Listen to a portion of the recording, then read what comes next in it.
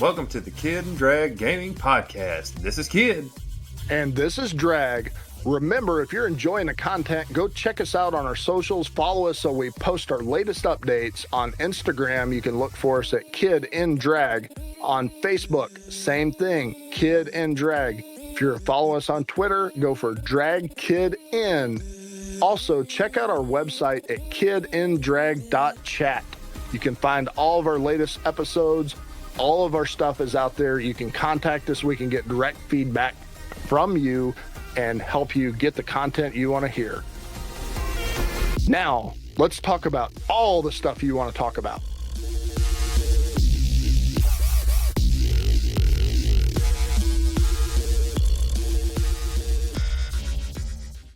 All right. Today, we're going to talk about some developing, some gaming, some cool apps out there. We've got a very special guest, Matt Burton, who is a game developer, app developer.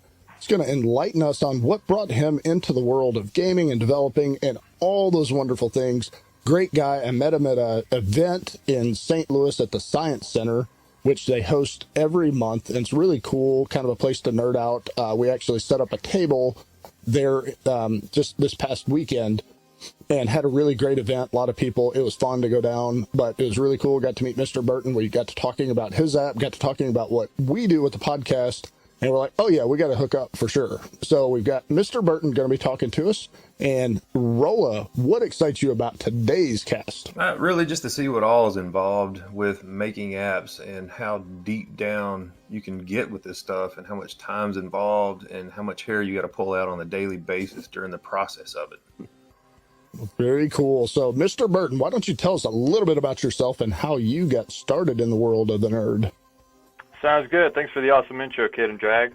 So how I got started, I think I got started with games in my early childhood when I got a Super Nintendo for Christmas, and I just played the crap out of Super Mario World and just totally fell in love with games. And pretty early on, I knew I wanted to make games as a living, but I didn't really do so until after college. I learned some Java in college, thought it would be cool to make an app. At this point, the iPhone had just come out, so I gave a crack at making a little soundboard, and I ended up making this really weird, robot sports fan generic soundboard chanting app for sports. It was really weird, and it kind of flowed into me making games, and I made my first game just by watching YouTube video tutorials one night after the other until I finally published my first game. And that was a few years ago, and now I'm continuing to make games and apps. No, that is awesome, man. You know what's interesting is every guest that we've had on this show, literally I asked that question over and over, what brought you into gaming? And do you know every single person has responded with the Nintendo so far? Every single person. I mean, it was me that too. That doesn't surprise me. Mm-hmm. Oh, yeah, for sure. I mean, I'm a little older, so I was the regular Nintendo. But talking about some nostalgia, we were doing a little pre-chatter before the show. My wife and I went down to the Up Down Gaming Bar probably a month after it opened or whatnot. I walked by and I literally was dumbstruck because you said Super Mario, but they had the Mario Brothers there, the original. Oh, wow. I was like, whoa, that was like a whole section of my brain unlocked. I was like, oh my God, I am that old. But love games for that. So did you guys also start with Super Nintendo? No, I'm Nintendo, man. Yeah, I got it on Nintendo on launch year, buddy. Nintendo right and on. Shooting ducks with the gun that couldn't aim for nothing. Yeah. Oh, man. Oh, dude, man, I had it all so tricked fun. out. So the original Nintendo, I know people don't always realize this when you go back and look, but they had this, we talked about it on one of our episodes because I just look how far ahead they were in the ideology with gaming and what they were trying to do back when in 1985. Yeah. They're now starting to realize some of the stuff that they were already working on. And I mean that by they already had mocked up, produced and delivered virtual reality system on that original console. Granted, super rough. It wasn't with the visuals, but you had those battle gloves that actually used your finger movement to trigger the buttons on the controller.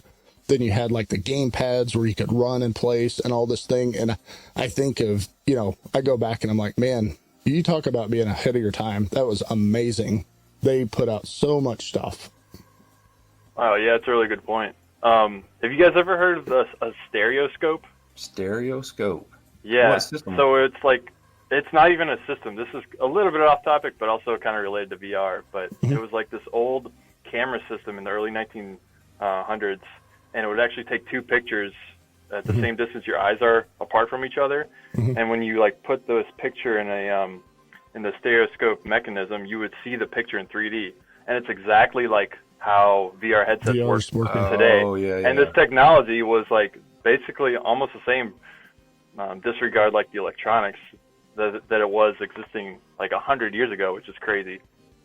Well, you talk about getting really off topic, but there was interview done with Albert Einstein obviously years ago, and the one thing he said was, how do you accomplish what you've accomplished? And he always said, I just have a piece of the puzzle. The piece of the puzzle that I have happens to line up with our society today, that it made me look like a genius. But everybody's got a piece of the puzzle. It just sometimes doesn't fall in the right place in the right time, or it's undiscovered completely. Right? So to your point, you think about the technology and the manufacturing capability back at that time, it probably made mass production or use of that type of technology an impossibility. Yep. So we'll move on back to Mr. Burton. Looking at, I know you showed me an app down at the Science Center, the 321 Fit that you've got out on Android and Apple. And if I misquote you, I apologize, but you said something like, man, I really just got tired of thinking about what I had to do when I exercised, and I didn't want to think about it, I just want to exercise. So tell me a little bit about that workout app. Yeah, good memory. You nailed it. So I played sports in high school and college, and I was always in good shape. And then after college, I kind of fell out of shape, and I didn't like being out of shape, but I also didn't like working out, and I just wanted something like, just tell me what to do, And I didn't want to pay for a personal trainer, so I made this workout app called 321 Fit, and it's a workout log plus personal trainer, and it's got all these funky, weird retro animations to it. It's very much arcade game inspired because I'm a huge arcade fan. And basically, you just plug in your workouts, you press play, and the app tells you what to do. And I've made pretty darn good progress, like in the past year and a half since I've been making it, been using it. And I just launched it the night that I met you, about a month ago, and it's been doing pretty well so far. It got featured on Stuff Magazine, which is pretty cool, so it's gotten some good publicity. And it seems to be helping people, so pretty happy with where it is so far. Yeah. No, I think that's pretty awesome, man. Go ahead, kid. I downloaded it today and was checking it out, and I definitely appreciate the retro aspect of it, especially since that's been blowing up lately in the gaming world, which is kind of wild to me that all these old games I've played that, all these kids and everybody's jumping back into, and they're re-releasing everything, and it definitely had that feel to it, man, especially the graphic when it loads up. That was pretty awesome, man. For sure. Definitely a tip of the hat. But looking at your workouts, though, man, that's pretty on point. I'm kind of with you on that. I just want to get in there and know what to do, not have to guess, bounce around. And the way you've got it set up for, beginners, intermediate, and all that, it's really good, man. I definitely look forward to seeing what you got coming out in the future. I appreciate it. Thanks for checking it out. Yeah, I think that's extremely insightful, though, because I look at that in the workout community that, personal trainers, I don't want to disrespect what they do because I do appreciate that. But however, I'm sure you guys have worked with a personal trainer, and after you get like 3 or 4 sessions in, you're like, yeah, I'm kind of good. Like, I got it. I got these things going on. But the benefit of them constantly being in your ear, like, hey, we need to do this, move this, move this, move this, that's pretty awesome. And again, your technology is helping transcend that, where it's going to be more affordable to the everyman. Because personal trainer, anywhere from I don't know. I haven't seen anything in St. Louis under $75 an hour, and how many people can afford that on the regular? I don't know, but I can't think it's many. Absolutely, yeah. It's ludicrous how expensive that can get. So yeah, I'm hoping that it can help some people find a less expensive and more fun, hopefully, alternative. Yeah, you know, Right. and the fact that it's kind of gamer related, you know, that might help get some of the gamers out into the real world to get in shape so that they can get some good workouts in. So it's a win-win. So Yeah. are you trying to tell me that you want gamers to stand up out of their chair? I mean, come on. I spent like $450 on this chair so I didn't have to stand I up. understand that, but you can only have so many poop socks, man. Oh, that's hilarious. So, Matt, what are you working on now? I know that this is going to be time consumptive, right? I mean, you got a great app. I think I was just thrilled to see it. I think it totally fits the need out there. The graphics and animation, awesome. Love all that stuff. Is that like your primary passion project? Is that continuing? Like, what do you see your time investment, or what's holding your mind share outside of that? Yeah, thanks for those kind words. And yeah, I do think 321 Fit will be my primary focus for the next few months. So I've seen that people have responded pretty well to it. They definitely like the retroness, and it's something that's not really out there besides this. So I want to focus on this for a while and hopefully add some really cool features. Like, for example, I want to have it where you can customize everything in the app. So the way like adding multiple colors, different animations, different characters for when the exercises are happening, different sounds that you can implement. So a lot of more customization features since it's kind of more gaming oriented. Yep, that's awesome. So I was nice at first. Now I'm going to ask you a challenging question. What about watch integration? Is that in the forecast, future thoughts about that? Oh, that was actually the that's where the app came from. I built it for Android Wear first, and I use that as my primary 321 Fit device for about a year, and I realized like that most people have phones, obviously, over smartwatches. So Right. I initially I went back to just making it a good smartphone app, and now that I know that people are getting value out of it, I'd really like to integrate it with Apple Watch and Android Wear. So what if, or do you have it in the works, or is it in this app? But I just thought about it. What if, like, I downloaded it today, and I'm using it on the daily when I go. So, like, I'm 30 days in using your app. Does my character start getting more buff? Oh my God, that's such a freaking good idea. No, not now, but So, like, you know, I'm gonna steal they're that. all That's skinny. freaking So, awesome. like, 30 days later, they start toning up and getting bulky. God, that's awesome. And then if I they're, Dude, love it. I'm gonna write that down right now. dude, that reminds It's going in me. my backlog. Dude, that reminds me of driving these Ford hybrid cars. If you haven't driven one, it's like if you hard brake, it's got a little tree up on the dash, right? So if you hard brake, leaves dry up and fall off of the tree. Once you drive appropriately for a little while, you grow the leaves back. It is the worst game in the world, and it shouldn't be in a car because I can't stop looking at that damn thing. I'm like, I got to get one more leaf before I stop for the day. I can't leave the tree all screwed up. I mean, I could definitely see that being a motivating factor for people, especially if you give them a beer gut if they go 3 or 4 days without exercising. What said that the Ford Fiesta?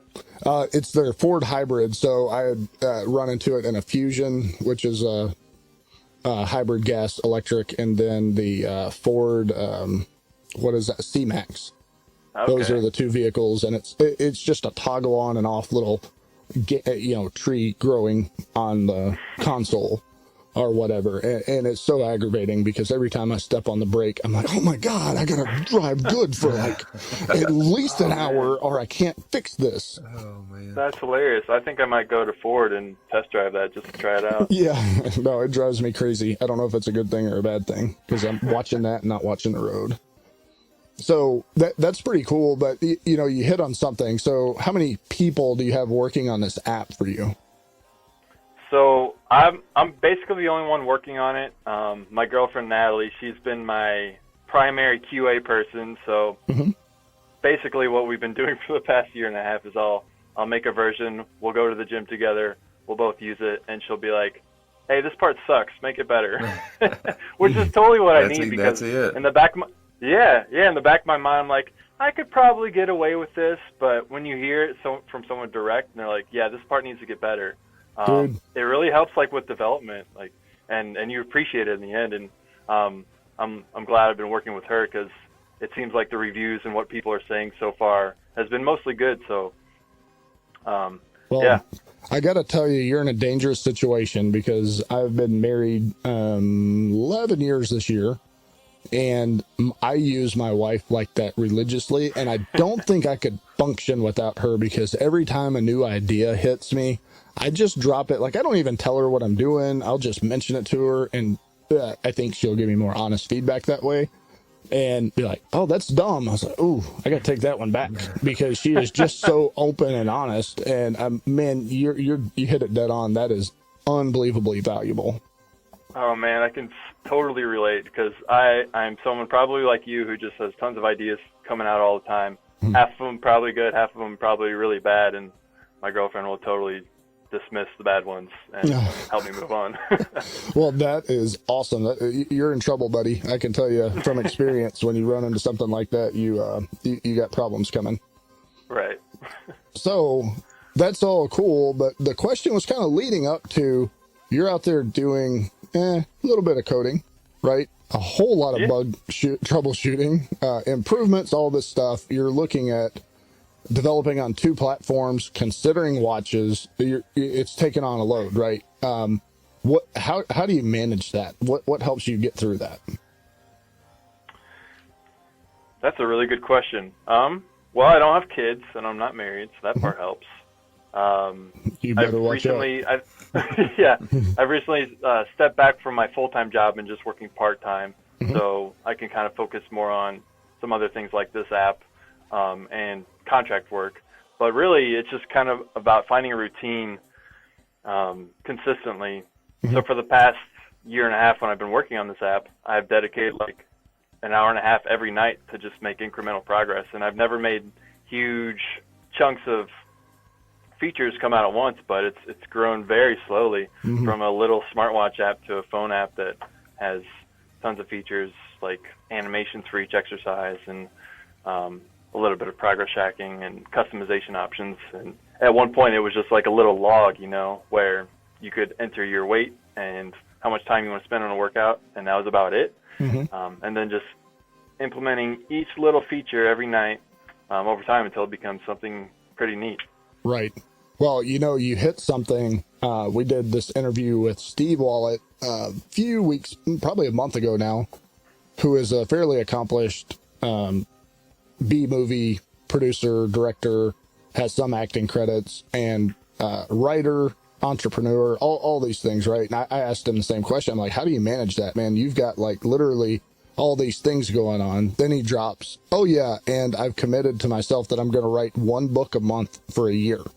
And I'm like, oh, how do you deal with that schedule? He made a mention of getting just totally at random won a trip, that he ended up going on a trip with Tony Robbins, and he talked to him about goals and all this stuff. And as a writer, which is really his, that's his mind share, that's where his brain's going all the time. He said he set a commitment with himself every single night. He's going to write 200 words. Then he moves it to 300, then 400, much like what you're talking about. Like, there's a dead set commitment. And I think that bodes well. You guys pretty successful. You're right on the same track. So kudos for setting that dedication aside. I think it's showing in your app for sure. Hey, I appreciate it. What is this guy's name? His name is Steve Wallet. Ah, Steve Wallet. Okay, cool. He does, have you guys? Go ahead, Matt. Yeah, have you guys ever read the Perfect Day Formula? No.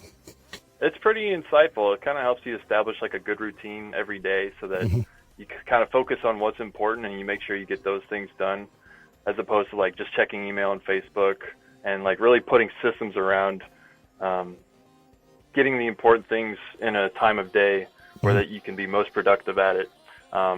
And things like that kind of really help me structure my day to where I can work on this. Because I've been working Other jobs, I do some contract work where I travel, but getting that perfect day down, when you can get that chunk of time to work on your project is really helpful.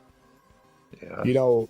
This is going to be a good segue because I have this thought constantly when I'm looking at, this dichotomy of how society views gamers. And I look at the one thing, regardless of what happens, if you're a successful gamer, how do you get there? So much like what you're talking about, it is a consistent practice nonstop, and it's a discipline to keep yourself accountable to that thing. This is, I think, probably what drives me to really enjoy gaming, because if you can't go soak 400 or 500 hours into a game, you're not going to even be able to play the thing competitively or even non-competitively with other people. Oh, yeah, there's no way. Yeah, absolutely. And you have to love it too, to dedicate that much of your life to something. For sure. Because that's the only way that you can sustain that long term and become actually really good at it. Mm-hmm.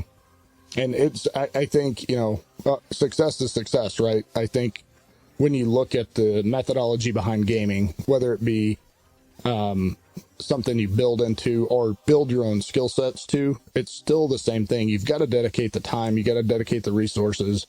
And, I kind of always manage my life and talk to my kids a ton about and trying to pass on to them. I said, listen, you've got to have your life kind of siloed in a certain way. So, my kids are growing up, they're in their teens, trying to understand why they're feeling bad or why their friends are not talking to them or why they're not doing well in school or whatever. And I tried to break it down to them. The way I kind of manage myself is I got to have my life siloed into 3 things: fun, family, and work. And if you don't invest into each of those, to me, it's my philosophy, but if I don't invest equal amounts of time into each one of those, they're going to start falling down, right? They're not going to be as successful, or so on and so forth. But I think you're hitting on, I think any measure of success, if you don't dedicate specific time to this or to whatever you're doing and hold yourself accountable, it's not going to move, right? So kudos. I'm excited to see what keeps coming out of that. So on the lighter side, now that we're talking about gaming, I understand you play a few games here and there. Oh, yeah. So not so much recently, but I have really sunk some hours into some games. See, this is what I'm talking about. You can't ignore the gaming part of your life. Yeah, right. The fun part. Yeah, you're right. You gotta address the fun part of your life to keep the others up. Mm-hmm. Yeah, that was what blew my mind. I'm talking to that wallet guy, and he's talking about all this crazy work schedule, and he's like, "Oh yeah, and I got to get Fortnite in at least a couple hours a night." I'm like, he said his wife played more than he did, didn't he? Mm-hmm. Yeah. Well, she played games more than he did, but she's more of the tablet gamer. He was on the Fortnite, and I asked him PC or console, and he almost exited the interview and said PC, of course. But we know, okay, I get it. I get it. You're launching a pretty ambitious project, and kudos, it's doing very, very well. I'm personally very excited about it. I've got my wife using it. She loves it. Simplified her life because she's threatened going into gym. She doesn't want to ask people how to do things. And dude, I can tell you, she's very moved by it. So with that, I get you're busy, but what are your games? What are you looking forward to? Are you still keeping in touch with it? Are you watching what's in your mind share about the gaming world, other than your own? First, okay, yeah, well, that's awesome to hear that your wife is getting some value out of it. That's great. Mm-hmm. And the games that I'm playing now, I'm not playing too much at the moment. What I play most are some multiplayer games and some more MMO style games. The multiplayer games, I just think it's a great way to socialize because with everyone's busy lives now, it's really tough to get together and go out for a drink or grab dinner, but it's easy to hop on Xbox Live and play a game of Rocket League. So I've been playing Rocket League pretty frequently. I'm pretty good at it. I'm not super great, but I'm not concerned about being the best at it. And I also fart around on GTA. So we play some of my friends and I play GTA online, and we're just act like stupid animals and drive around and steal jets and you name it, play darts. What, So what game do you think you've sunk the most hours into? Oh, of all time, probably Morrowind. Have you guys played Morrowind? Nope. have not. Oh man, if you guys like MMOs, which I know, Kid, you do. I mean, I've played it, but I last haven't got to episode. dive deep to it, Yeah. So You should at least check it out. It has not aged well, but when it came out, it was like the coolest game that I've ever played, and I still play it every now and then just to kind of get that nostalgia rush. But oh yeah, for sure. it's a pretty darn good game, and obviously it kicked off. Well, it's actually the third game in the Elder Scrolls franchise, but it kind of led way for Oblivion and Skyrim, which I'm also a huge fan of. So what game was the biggest disappointment for you you've played? Ooh, good That's question. deep. What was the biggest? Okay, the biggest disappointment. This probably isn't as universal because it wasn't as big of a deal, but Ninja Gaiden 3 was a huge disappointment for me because I was a huge fan of Ninja Gaiden Black when they revamped the franchise for original Xbox. Right. And then Ninja Gaiden 2, like the mechanics, like the like how fluid each weapon felt was just so addicting. And then Ninja Gaiden 3 came out, and there's just one weapon, and the story sucks, and everything else sucks. So that was pretty disappointing for me. And then they didn't make any more Ninja Gaidens after that to make up for it, other than Yaiba Ninja Gaiden, which also wasn't very good. But that's probably my biggest what disappointment. game do you look forward to coming out soon? The next game that I'm most excited about is Outer Worlds. Nice. Yeah, because like I said, I'm a huge Elder Scrolls fan. I'm also probably a bigger Fallout fan. I love Fallout 3 and Fallout 4, and Outer Worlds just looks pretty freaking cool. Made by Obsidian, and it just looks like Fallout New Vegas with better graphics, and it's in outer space, and it's kind of got that like weird retro. Well, see, yeah, I was about to say when I watched the trailer of that, it kind of had like a Borderlands vibe to it. Yeah, it's kind of like a mix between like Borderlands and Fallout, and it's in space, and yeah, it looks pretty does look cool. good. So I'm pretty pumped for that. Yeah. No, that's awesome, man. Like I was just talking to Kid about this today. So we went down and did a table for DEF CON 1 and the charity event that's coming up to start gathering up some people. And obviously I talked to, I don't know, every single person I talked to, it's all gamer talk. Are you a gamer? What do you do? Are you interested in this kind of stuff? And I was just telling Kid, out of at least 15 people that I talked to, 14 of them absolutely said Fallout's my favorite game. So you're not alone in that. Yeah, it's a freaking awesome franchise. I know Fallout 76 didn't do too hot with its launch, but it's getting a little bit better. It's not as enjoyable as Fallout 3 and 4, but it's a cool game to like just kind of go out, like get some loot, come back, build your camp, do it again, rinse and repeat. Right. And yeah, it's got all the Fallout like music and the guns and weapons and all the creative stuff that you can do with it. So Cool. it's not too bad. Yeah. All right. So that brings up two questions, I think. One easy one, and one might be a little bit more difficult, especially from a dev perspective, because I really want to understand your thoughts about this. But the easy one first. What's your gamer tag, and when did you get it, and why? This is probably going to be the hard one because my gamer tag is just like a mixed match of weird characters. So it spells out Burton, but it's spelled literally lowercase l3, uppercase L, lowercase L, capital Z, T, O, lowercase L, 7. So there's Very that. cool. You hacker. So you. that So was- usually what I do is I add my friends and they don't add me because that is just obviously impossible to communicate to people.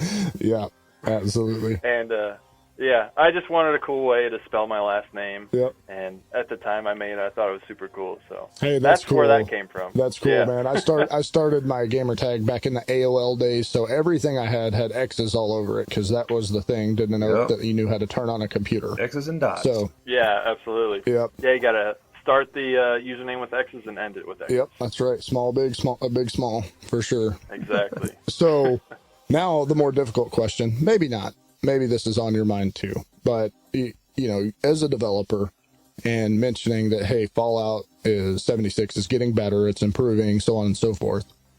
I've got like this aggravation to a degree. Some I enjoy it, but a lot it frustrates me that when you look back at the game releases over the past 24 months, literally 90% of them are coming out in alpha, beta, and they're just hanging out in that stage for a year, 2 years, and we're not seeing very many complete games. And I know people are trying to rush it to market, get people on their deal, get some additional funding. And I mean, you look at Fortnite, you know, they were launching in beta and had no direction to go to a battle royale, dropped it, and now they're billions deep in earnings on that. So it was obviously a good move. However, I question, like, what are we doing to gaming quality? But I understand as a dev, you want to have something out there and earn that. Big question, but what are your thoughts about all the alpha beta releases and lack of complete games that look like they have no end time to ever launch? Wow, that's a really good point. Yeah, because if you think about the early games, Super Nintendo, anything on a cartridge or a disc, like, you had to make sure that was 100% done with 0 bugs, because you can't just ask everyone to ship your CDs back and fix it later. And now we have this luxury of like, oh, we'll just ship it. It's probably broken, but we can submit an update and it'll be fixed tonight. And you're totally right. We have we've gone way too comfortable with this theory of like, it's okay to ship beta versions and call it live. And yeah, I think it's cool to see stuff early on, but you're right. Like, we shouldn't be charging for it, kind of like how Fallout 76 did. Like, here's a $60 game. We're not going to call it beta anymore, but it's still beta. It's pretty broken. So yeah, it does kind of suck that they do that. But what I would like to see is they continue pushing things out early, but like, let's just call it beta and let's make it free for now. And then when it's finished and people can agree that it's at a good state and it feels solid, then we can charge full price and let's call it done. And like, this is our final product. Go play it.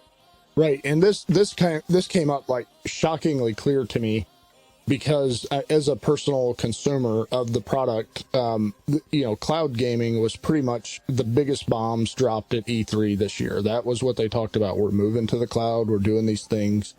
And I was excited about it way before E3 hit. You know, I think I've tried 3 different cloud gaming services, and they were like a shaky beta at best. And I'm paying $25 to $45 a month for these things, right?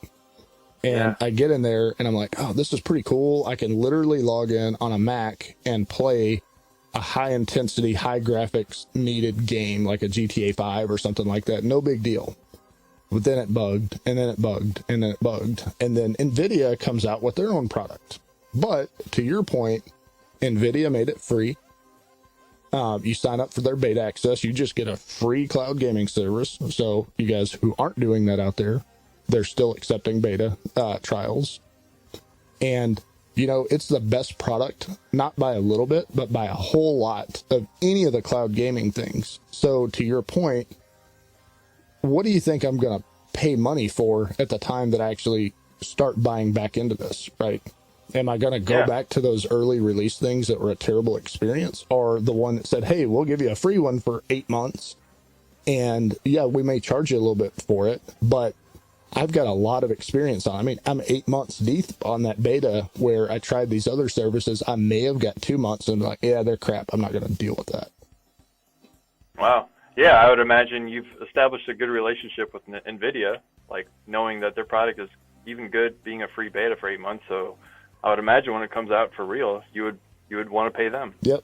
And that's exactly to your point, because that was like hitting home as you were talking. I'm like, yeah, you're right. I mean, if they're putting stuff out in beta and alpha, they need to they need to think of it more of a Kickstarter. Like, hey, if you want to donate, great. We're really working on this. Experience it. If you're passionate about it, I think people would pay for that. Crap. I mean, you look at the entirety of Twitch was founded on people giving away money that they were getting the service for free, right? I think people will fund that stuff. So deep thoughts by Jack Handy. Yeah, it'd also be pretty hilarious to see Google start a Kickstarter. Dude, are you kidding me? Hey guys, we need money. Break the internet. Yeah, I would just personally like to see that on a personal level. or Yeah. Zuckerberg, hey, we're struggling right now. We had some privacy issues. Can you donate us a little bit of money? We need to get back going. I need like 22 billion and I'll be straight. So here's my I love starter. Yeah, it's awesome. Well, Mr. Burton, I do appreciate you coming on and spending some time and wasting a little bit of time with us. I'm super excited about the app. I can't see a way that it doesn't get successful. You sound like you're passionate about it. You sound like you're putting in the work. The product's already really, really good. And I think it's awesome, man. I was super excited to meet you. Even more glad to have you on tonight. You are welcome to come back and visit us in the future. I'd love to hear some future updates as you continue on with this project and open up to the others, because, you know, you got watches today. VR's coming pretty quick. You better get ready, man, because they're, you know, 3-2-1 fit VR. That's right. Just strap on the headset and just work out. Yeah, buddy. So a lot of stuff coming, man. I would love to continue to hear updates on how it's going. I'm enjoying the app. My wife loves it, so thank you for that too. But that's awesome. Yeah, thank you guys so much for having me on. It's cool just to talk about games and anything else related to it. So yeah, thanks you guys so much. For sure. All right, well, that's all I got, kid. You got anything else for us today? Yeah, just remember, 30-day buff guys on there. We need to see that in the future. 30. So when I'm using this every day and I log in, I just want it to surprise me one day, be like, whoa, check my guy out. But yeah, man, killer job, especially when you're talking about how when you started, you just put your weight and height and all that in there, and how it's evolved to where it's at today, man. That's truly amazing, especially since you're doing it by yourself along with your girlfriend there. Definitely tip of the hat, man. I look forward to what you got coming out in the future. Good stuff. I appreciate it. Thanks very much. Good stuff. Well, that's all we got to talk about today. We will catch you next time. Later. And that's all we got to talk about today, folks. This is Drag. And this is Kid. If you enjoyed our cast, make sure and check out our website, follow our socials. We love feedback. If you give it, we'll talk about it. You can find us at kidindrag.chat on our website. For Twitter, it's dragkidin. For Instagram, it is Kid and Drag. Same for Facebook, Kid and Drag. We take feedback on all of those social platforms, and we'll see you next time. Later.